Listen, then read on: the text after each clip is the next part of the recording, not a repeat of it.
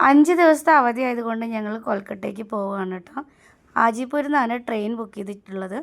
അപ്പോൾ ആദ്യം അവിടെ എത്തിയിട്ട് ബിഗ് മാർട്ടിൽ കയറിയിട്ട് ആദ്യം എനിക്കൊരു ടോപ്പ് എടുത്തു.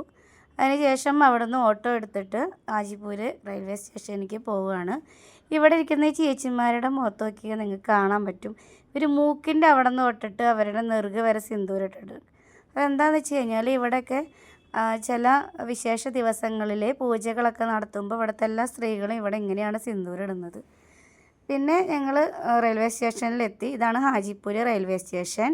നല്ല വെയിലായിരുന്നു. റെയിൽവേ സ്റ്റേഷനിലെത്തിയിട്ട് ഭയങ്കര ചൂടായിരുന്നു കേട്ടോ. പിന്നെ ഞങ്ങൾ അതിനകത്ത് കയറി സ്ക്രീനിൽ നോക്കി. ഏകദേശം 12:15 ട്രെയിൻ വരേണ്ടത്. പക്ഷേ ഏകദേശം നല്ല ലേറ്റായിട്ടാണ് ട്രെയിൻ എത്തിയത്. അപ്പോൾ ഏട്ടൻ പോയിട്ട് ഫുഡൊക്കെ വാങ്ങിച്ചുകൊണ്ട് വന്നു. പിന്നെ ഞങ്ങൾ റെയിൽവേ സ്റ്റേഷനിലെ വെയിറ്റിംഗ് റൂമിൽ കുറച്ച് നേരം, ദേശീയ വെയിറ്റിംഗ് റൂമാണ് കേട്ടോ. അപ്പോൾ അവിടെ കുറച്ച് നേരം വെയിറ്റ് ചെയ്തു. 1 മണിക്കൂറിൽ കൂടുതലുണ്ടായിരുന്നു ട്രെയിൻ വരാൻ. അങ്ങനെ ഫുഡൊക്കെ വാങ്ങിച്ചുകൊണ്ട് വന്ന് ഞങ്ങൾ പ്ലാറ്റ്ഫോമിലേക്ക് പോവുകയാണ് കേട്ടോ.